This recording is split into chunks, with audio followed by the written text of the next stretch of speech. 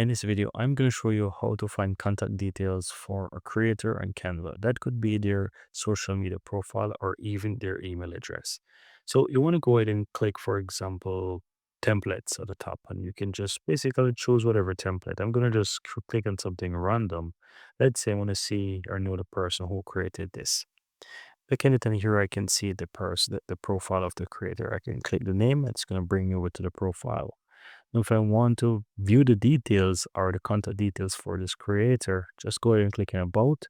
And if I scroll down, normally you will see their contact details, right? And so some creators will show their, for example, their email address, their social media account, and so forth and so forth.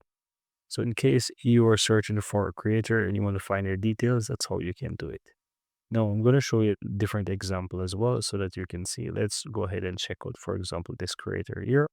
Let's go about, and you can see right here, for example, this creator have a description, have an email address, and as well Pinterest. As well, you can see that they have the creativemarket.com account as well, right here. So, and you can even see that they are located in Poland. So they have put quite a bit of details right there. So that's it. That's how you can easily go ahead and find contact details for creators on Canva.